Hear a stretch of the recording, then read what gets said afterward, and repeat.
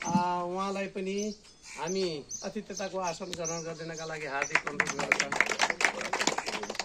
Ward number 11 का वडा सदस्य देवी सार्कीजीलाई पनि सदस्य होइन क्षेत्रीय सदस्य कांग्रेस क्षेत्रीय सदस्य देवी सार्कीजीलाई आसन ग्रहणका लागि म हार्दिक अनुरोध गर्न चाहन्छु।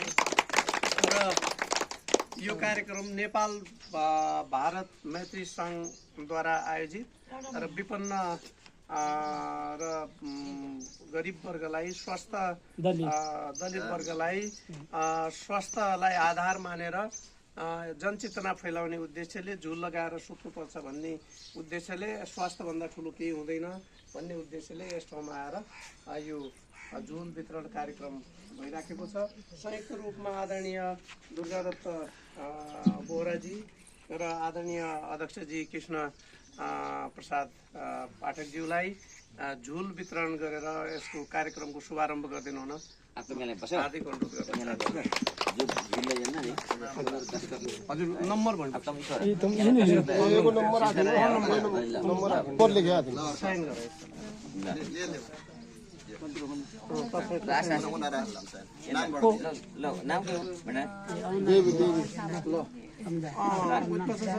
हाम्रो राजु सार्की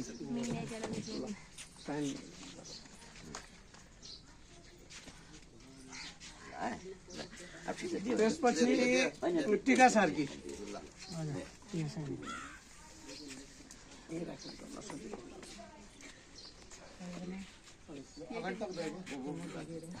त्यसपछि पदम सार्की ल पदम सार्कीको को छ ल उहाँलाई छोड्नुहोस्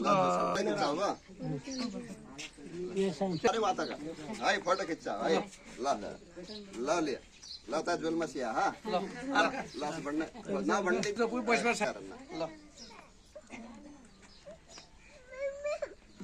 ल ल ल यहाँ ल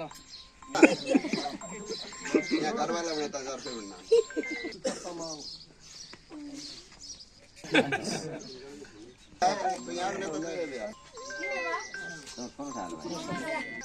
म अब 15 मिनट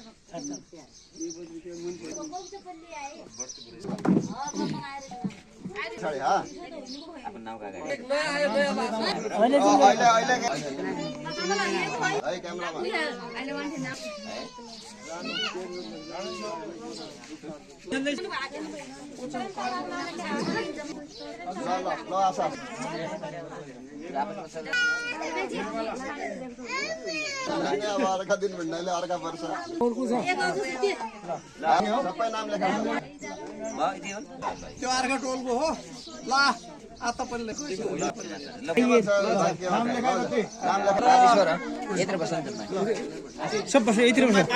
आदरणीय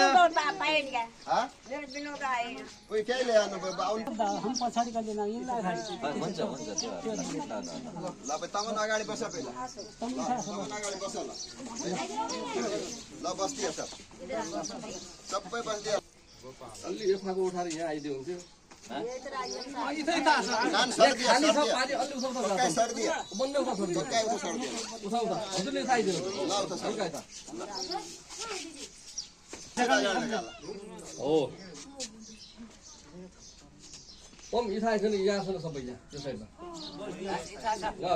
दुईजना अगाडि बस्नलाई हुने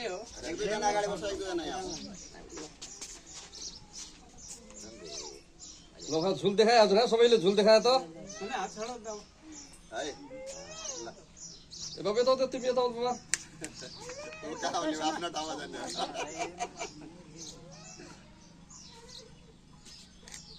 सबले झुल देखाए कति बस्ने एकैचोटि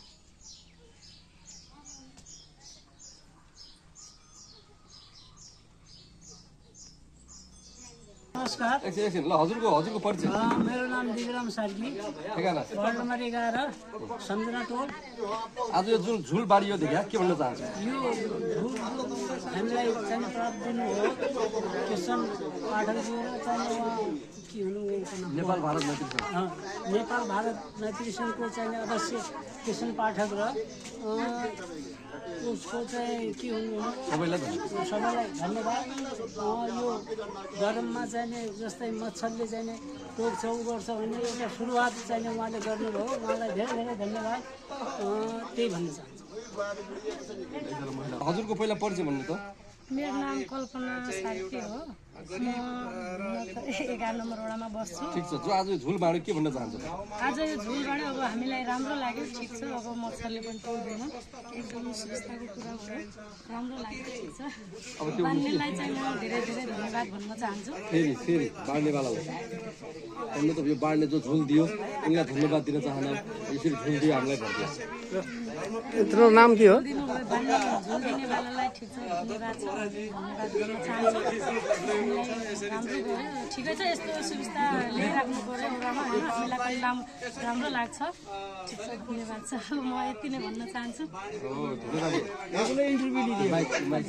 मेरो नाम कल्पना सार्की हो। म वडा नम्बर 11 मा बस्छु। आज झुल बाँड्यो नि तपाईँलाई कस्तो लाग्यो?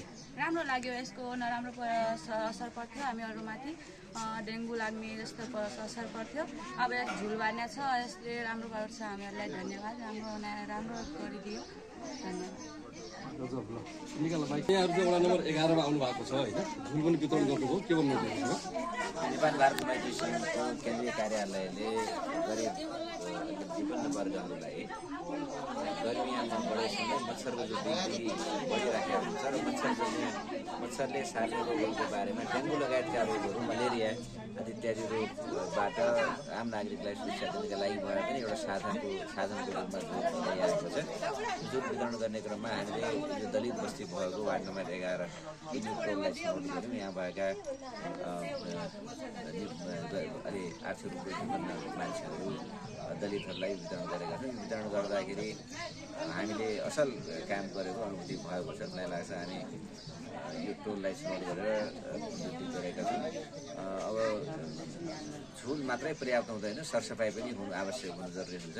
हाम्रो टोल छिमेकमा हाम्रो घर वरिपरि मच्छरलाई नबस्न दिनका लागि सरसफाइ गर्नुपर्ने आवश्यक हुन्छ। र खास गरी अझ डेङ्गु यो सफा पानीमा बस्छ त्यो मच्छर, जसले मान्छेको ज्यान नै जाने गर्दछ। त्यसलाई राख्नका लागि पनि जनचेतनाहरू फैलाउनु पर्ने हुन्छ। अब उहाँहरू मार्फत हामी जनचेतना फैलाउनका लागि पनि आग्रह गरौँ न। घर घरमा गएर टायर, माटोको भाँडा, त्यस्तोमा प्लास्टिकको कुराहरूमा जहाँ पानी, बर्सातको पानी जम्छ या गरीबको पानीहरू जम्छ, त्यस्तो ठाउँहरू सफा गर्ने गरी गर्नुपर्ने हुन्छ। त्यस कारण उहाँ अब जो आज झुल पाउनु भएको छ उहाँलाई हामी आग्रह गरौँला कि उहाँले एउटा सफाइ अभियन्ताका रूपमा पनि यो गाउँमा कामहरू गर्नुका लागि हामी आग्रह गरौँला। र यो मलाई लाग्छ नेपाल भारत मैत्री सङ्घले जो झुल वितरण गरेको छ सानै मात्रामा भए पनि एउटा असल प्रयास हो। म यसको लागि नेपाल भारत मैत्री सङ्घलाई धन्यवाद दिन चाहन्छु। पहिला चाहिँ यहाँको परिचय हुन्छ। म कृष्ण प्रसाद पाठक, नेपाल भारत मैत्री सङ्घ कञ्चनपुरको अध्यक्ष। के छ आज यो झुल वितरण गर्न 11 नम्बर वडामा दलित बस्तीमा पुग्नु भएको छ, के हो यो खास?